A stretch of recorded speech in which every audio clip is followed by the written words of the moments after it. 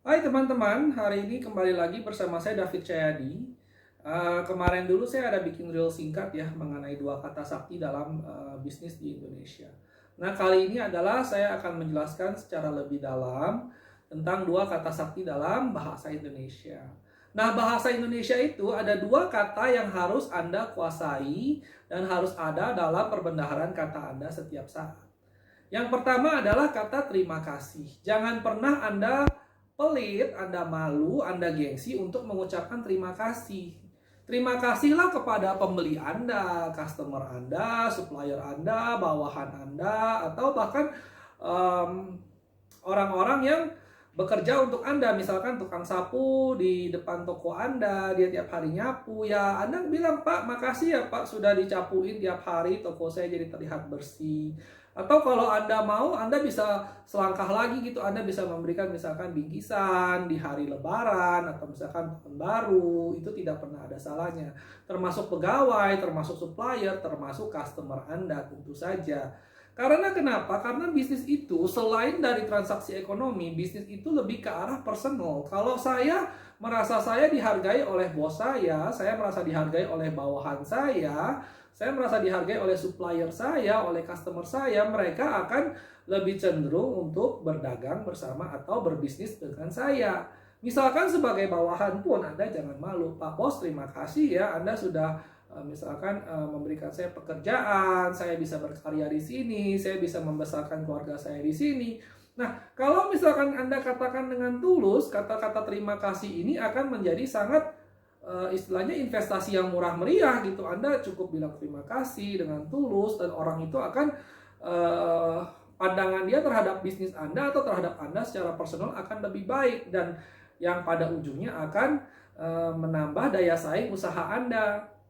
Nah, kata kedua di dalam bahasa Indonesia yang perlu Anda kuasai itu adalah kata maaf. Jadi Indonesia itu sebenarnya kebudayaannya aslinya itu adalah bangsa yang cukup kekeluargaan, cukup pemaaf sebenarnya. Kalau misalkan banyak banyak pertikaian dan konflik, kesalahpahaman itu bisa kita selesaikan dengan satu kata maaf.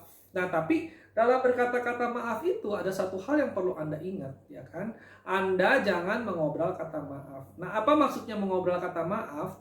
Misalkan saya telepon customer service, belum ngomong apa-apa, iya Pak, mohon maaf, Mbak, saya bisa ngomong dengan ibu ini. Oh iya iya, mohon maaf Pak, tunggu sebentar.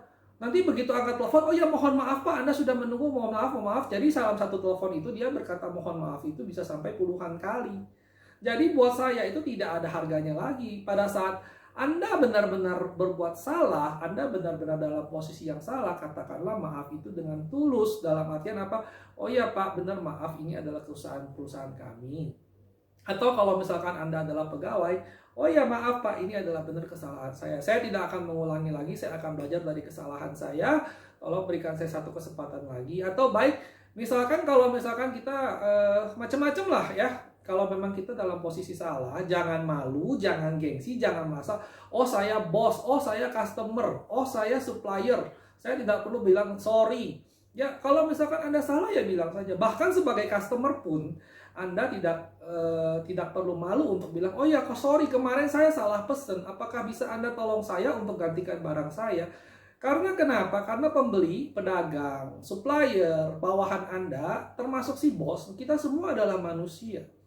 Kalau orang ngomong datang dengan ya maksudnya dengan nada halus bilang, "Oh ya sorry ya kemarin saya salah pesen. Apa saya masih bisa tuker?"